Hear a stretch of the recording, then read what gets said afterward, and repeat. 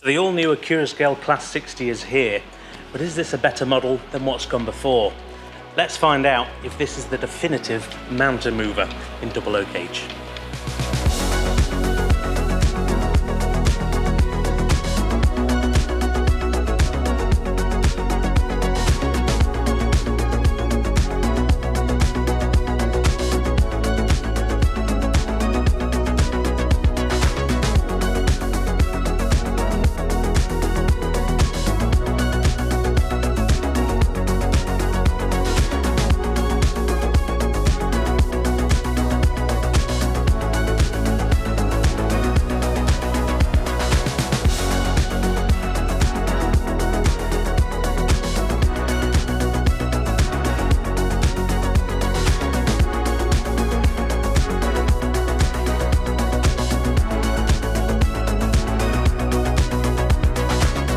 So hello and welcome once again back to New Junction, and of course to a video based all around the Accurascale Class 60, their newest project. Now, just to get a bit of tidying out the way, obviously I have to state in fairness from the beginning that I work for Accurascale, so make of that what you will.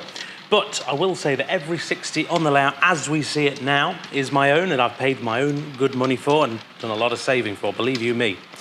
So which Locos do we have on the layout? I'll start right in front of me. We've got 021 Penny Gant in the quite frankly stunning GBRF livery. Coming the other way, we have the EWS 065 with the Jaguar plate. Then before it overtakes it, we have the DC Rail Freight, Thomas Bernardo named. And going to the front of the layout, we have Steadfast, which is rather special because that's 001.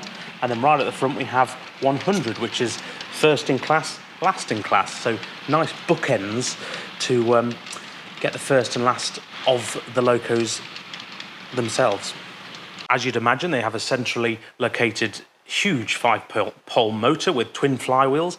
They have 6 driven axles, that's 12-wheel drive, and that's needed because not only is the Loco over 800 grams, it's probably the heaviest double O gauge locomotive ready to run going, because of the amount of die-cast metal in there.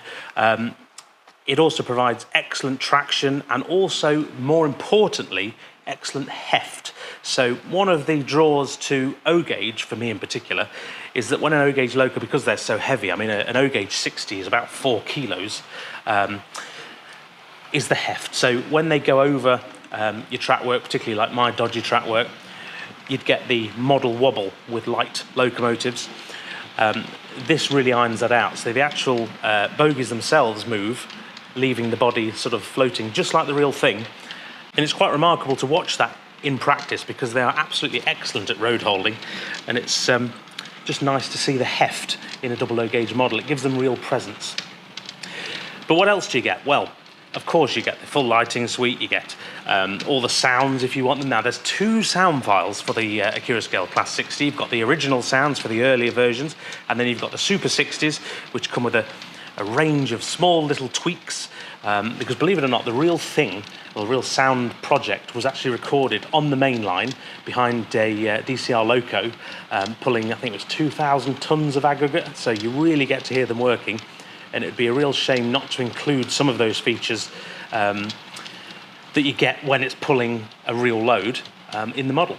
So no, it's absolutely fantastic, and hopefully you'll be able to hear it, particularly some of the turbos, the spools, things like that. There's surprisingly quite a few little differences which make it worth having.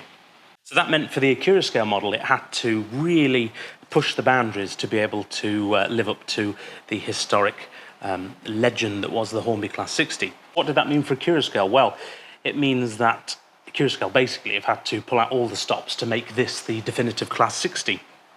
So project manager Steve, one of my colleagues, has had to facilitate 3D scans of real locomotives to be able to make sure that everything, every aspect on the loco is exact. So when you take a 3D scan, you turn it into CAD and you minimize it down to double O gauge, the shape is exactly as was the locomotive that was scanned. So there's absolutely no room for error in that process. It's absolutely fantastic and truly a sign of how innovative this hobby in terms of manufacturing has become. So because of the modern ways of capturing the details and the shapes and sizes and things like that, it does mean that all the variances are now on the table, and all the variants have to be part of the tooling suite. So as you can see with these models, even though there's only 5 here, the differences are huge. So even between 001, because it's an easy one to point out, you've got things like different ploughs in the set, you've got different exhaust in the set, from the twin exit exhaust to the single exit exhaust. In the clear area between the grills, which is known as the radiator room, there is different components throughout. They change depending on the time stamp of the model in question. So you always have to check which era the model's from to make sure you get the right one. You've got different fuel tanks, whether it be long range or short range, things like that. You've got different rain strips. You've got different roof ports, from scavenger fans to no fans, things like that. As the real Loco improved in its working life, so has the model the later you get in terms of era when you select it. And all these slight variances and differences in detail also have to wrap around a highly practical 00 gauge model. Now, although most new models are built to go round radius 2, the Accurascale Class 60 will go round radius 1, believe it or not. And that is probably down to the prototype itself allowing the bogies to turn that bit more, but it still does. And of course, again, going back to the weight, with the weight, it's not just a case of cramming in as much metal as possible, because the Class 60, due to its design, you can actually see straight through the radiator room. You can also see, obviously, through the cab. You can see through the driver's corridor. So they're spaces which can't be taken up with die-cast metal. So in the design process, they've had to be extremely clever to not only leave all those areas prototypically open, but also cram in the weight elsewhere and be clever with designs of electrics and PCBs and whatnot to be able to make this fit for purpose and not cut any corners. So not only that, but on top of making an accurate representation of a Class 60, you've also got the practical nature of the hobby, which would demand things like a changeable buffer beam. You've got different driver cabs, lights in the driver's cabs. You've got the opening hatch to allow access to the DCC chips and the locomotive switches, which we'll look at shortly. It's truly quite incredible the amount of stuff that we as consumers should now expect on brand new models, which, to be fair, is exactly what we should be getting for the money we're paying. So, talking of money, these models come in at £169 for DC ready, and for sound fitted it is £100 more, £269.99, which I think offers quite competitive pricing these days, particularly as the old guard are still charging a lot more for their models of the same without any of the modern day manufacturing improvements. Make of that what you will. So I've been talking a lot about the various differences to expect on this model, but shall we take a look on the inside and see a more practical approach, because it's always got to be a 00 gauge model first. So let's take it under the microscope. So the first thing you'll note, which is a first for Accurascale, is the Invisilock NEM couplings. Now, the tension lock here is actually clear plastic, and the idea of this being clear is so that, not that it goes invisible, as it were, but so it detracts from the eye, so that the area here becomes a bit lighter in between rolling stock. So the reason the hook was left black was mainly because we tried it without, and it basically, once you stop looking for it, it disappears for you. But of course, with a clear hook as well, you're left with a gap, so your mind doesn't accept that so easily. So that's why we've left the hook.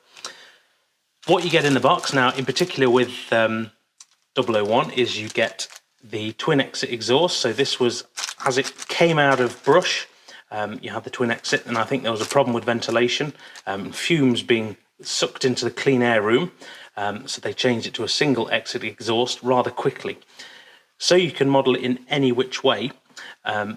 Both exhausts are included, and I'll show you how to put that on momentarily. And of course you get spares for the buffer beam detail and nameplates in the box as well. So you get printed nameplates, which are roughly, I think they're sort of 99% the size of the cast nameplates, but you get the nameplates to stick on top should you wish. The best thing to do is a bit of PVA, gives you a bit of working time. Put the once you've taken the body off, or not, put the Loco on its side, and stick them on. Nice and easy. What you also get in the pack is 2 complete sets of buffers. Now, when 60001 came out of the shop at first, it had a grey fiberglass plough. Now, you can see in here this is a black one. Now, the grey one actually, I believe it was smashed, but don't hold me to that. But I think it had to have a plough because there was a delay or it wasn't ready in time, that kind of thing. However, it was outshopped with a grey fiberglass plough, and eventually went to the black ploughs you see here. So you get both in the packet. What most people like to do is to leave a coupling on one side and then change another side for the full detail pack, which is super simple, and I'll show you how to do it. It's worth pointing out here as well, if you want to just change the chip or install sound on the locomotive, this is the best place for it. So if you have a sound fitted variant or you're changing chips and you just want to change switches, this is the best place. So this is a DCC sound version. Now, on the DCC ready version, you'll have a blanking plate here with switches.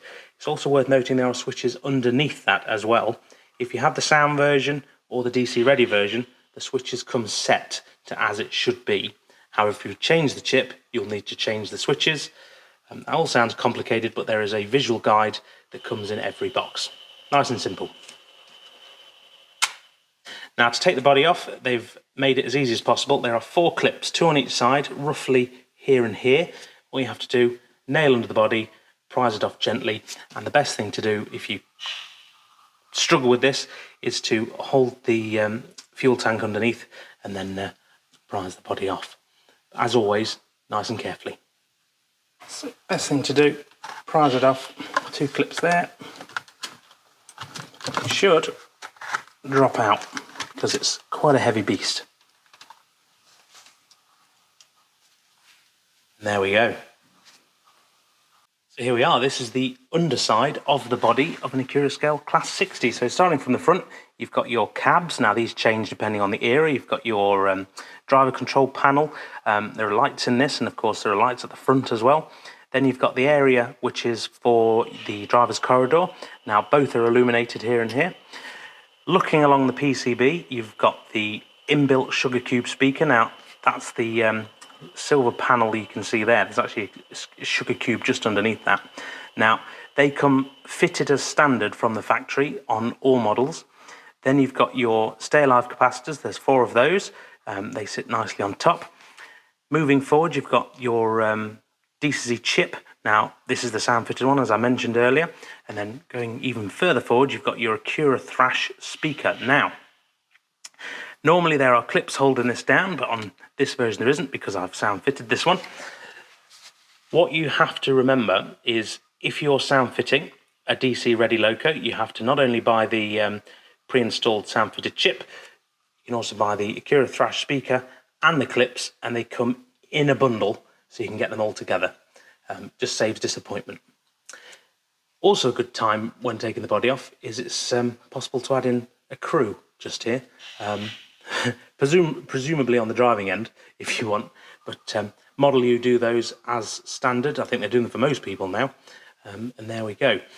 And then of course you can see down here the space created for the radiator room, and indeed there is the radiator, and of course the rear cab. Nice and simple. So one of the clever aspects to this, obviously you've got the very solid die-cast body here. Now there's as much metal as possible in this. They've been extremely clever, as I mentioned, with the design. There's even, if you turn the body over, there's a weight underneath the exhaust, just to even further give the locomotive some heft. Now, for those of you who want to change the exhaust, all you have to do is unscrew that screw in the middle. The exhaust will pop off and you can put the other one on. Nice and easy. And that is the underside of an Accurascale Class 60. Now, next I'm going to show you how to install the pre-assembled buffer beam. Now, believe it or not, you don't need to take the body off for that. You just need to turn the loco upside down. This is extremely simple. Taking a crosshead screwdriver, you locate the 4 screws underneath, and of course the bogey will move out the way so you can have easy access to all of these. Unscrew those, save the screws, then simply pop the next one in. Nice and strong, that's not coming off at all.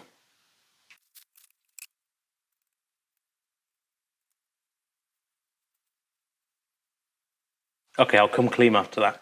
The Class 60 I've just changed the buffer on is actually the one I've had on the layout for several months now, behind the scenes. This is an early sample, whereas this one on the right hand side is my own, which has just arrived, I think a day ago as I'm filming this, and as you can see I want it in launch day conditions. So I've got the early plough, the twin exit exhaust, and not the single one. But I was too excited with this one, I already did it. So here we are back on the layout. Now, 001 has taken position here on the Heritage line, and I want to run you through some of the sounds, because not only is the model quite impressive, the sounds themselves are fantastic as well. Now, obviously I mentioned earlier you have 2 speakers in here, twin speakers. You've got the Sugar Cube and the Accura Thrash. Now, a Class 60 is extremely bassy. Now, those of you who have a sound-fitted version, you'll already know that the sounds resonate through the baseboards, and they really bring out an odd vibration because they're so bassy. I think it's the bassiest sound file that I've ever had, or ever heard, I should say. Right, so for the DCC fans, I'm going to turn the sound on. So lights on first. Are we going the right way? Yes, we are. And of course, some of the other advantages to DCC, you've got things like the cab lights, and you've also got the radiator room lights as well. Right, let's turn it on. Are you ready?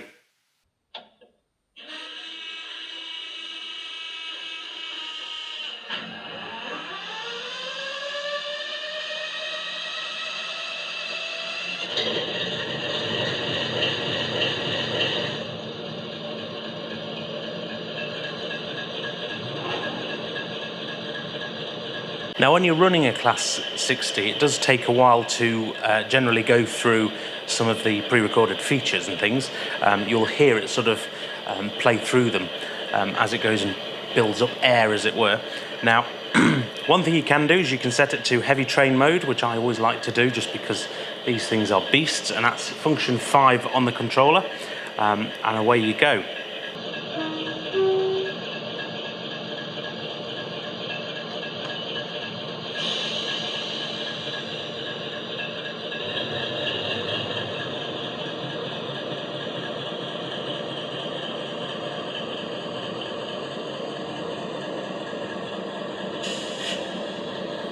One thing I really like is the braking. Now, whether I can build up enough speed for it to do it,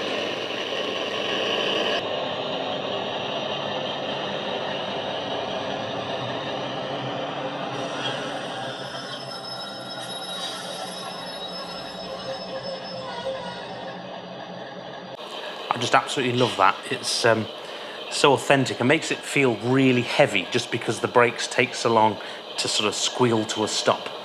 It's really good. And of course, all Accurascale sound files have active braking, which means you can turn the throttle off and the Loco will coast, and then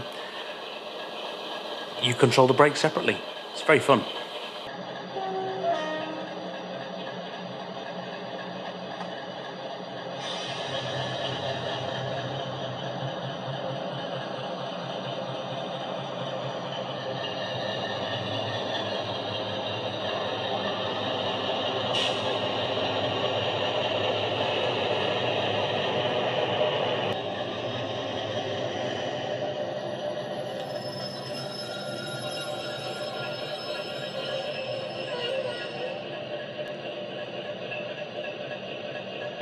And like most sound files, everything on the locomotive is customizable through CV changes. So if you don't like it too bassy, it sounds too thrashy, you can change it, of course, and you can alter the bass, the treble, things like that. And you can control it completely by CVs, or if you're lucky enough to have a lock programmer, you can really customize it. But this is as it comes and as it was recorded on the main line, pulling 2,500 tons in heavy mode. So it's quite incredible, really. Right, talking of heavy mode, so we've done a little bit of a sound play. There is a full sound video on the Accurascale YouTube channel, filmed exactly in this spot, but with penny gap actually. So now we turn our heads to haulage, because in true under closure inspection style, I'm not one to pass up a test. So what I'm now going to do is I have an extremely heavy coal train just behind the bridge here, lined up on the heritage line, and I'm going to line this up, and I'm really going to show you the absolute power that's in this locomotive. So I'm going to go and hook up to the train now. I'll go the right way as well. That'll help. It's trying to get away from the train, because you can't see what I'm looking at. It's absolutely immense. Right, so here we go. Changing direction helps. Now, this is, I've genuinely not done this on camera yet before, and I've genuinely not even tried this. This is going to be heavy. So what am I doing? Heavy train mode. Are we going the right direction? Yes, we are. Touch wood, this works.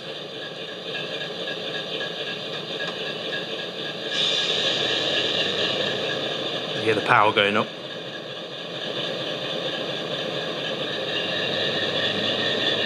Brakes are off, it should start to move. A bit more power. You can really hear it spooling up now. Should I be worried?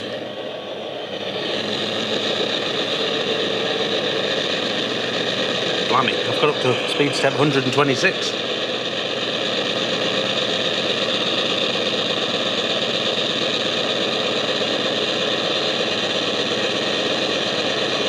You'll hear the turbo start to spool in a minute.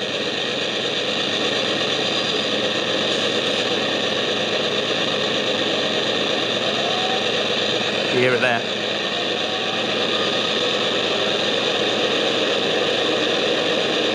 That's the full power of this mountain mover trying to move this train.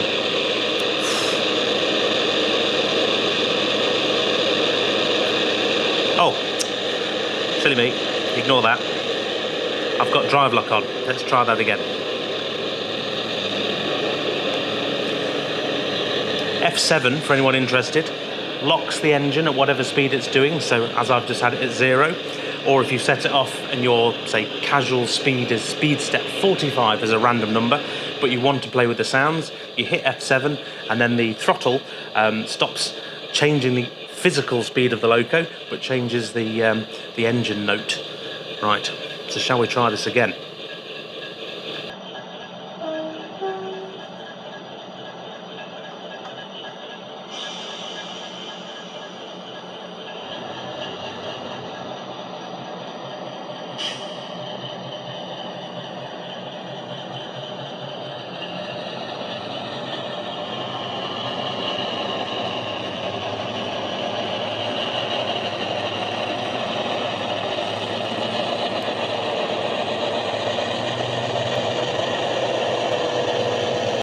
Now this is crazy. I have absolutely no idea how this is managing to pull this. This is just such a heavy train.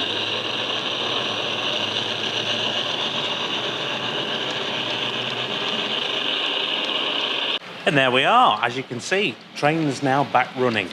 Now, what a model this is. It's absolutely fantastic. Everything you should expect to come from a brand new model. And I think for the money as well, offers really good value in today's market. It's a solid model and a solid performer here on New Junction, and one you'll probably see in the background of many videos to come, mainly because I've got 5 to play with, and I need to find trains for them now, maybe some J&As or something. Right, I want to say a big thank you as ever for watching this video. Stay tuned with Accurascale, because if you like the Class 60, there are some excitements due in the next few weeks, so do pay attention to the Accurascale channel and the Accurascale Facebook page. So I should say as well that as I'm recording this, stocks of run 1 of the Class 60s are running extremely low. So they're as good as sold through. There is a link down below should any of you want to browse the range and see what the full range looks like. It is down below should you wish. But no, these have been extremely popular, and many thousands have left the warehouse, particularly in the last 7 days. Right, that's enough Class 60 talk for this video. I will say to anyone who's still tuned into the videos, thank you very much, but I am launching a brand new podcast. Now, the podcast is called Junctions and Stuff, hosted by myself, Richard at New Junction, and Adam of rail-stuff.com. So you can see where we got the name. So I am looking for not only your opinions down below in the comments on the Class 60, but also I want to know the best thing about the hobby for you, because that will be mentioned in the forthcoming podcast, which should be live on Wednesday as I'm recording this. So Wednesday next week. So Wednesday the 20th, I will say, because that makes it sensible if you're watching this if you're not watching this on the day of recording, yeah. Wednesday 20th, we get there, dearie me. I need more sleep. So yeah, best thing about the hobby, let me know down below in the comments, and I'll, of course, try and read them all out on the podcast. Right. Thank you as ever for watching. Thank you very much to the channel patrons and members. It is appreciated. And I look forward to seeing you very soon with some more progress here on New Junction. Take care. Bye for now.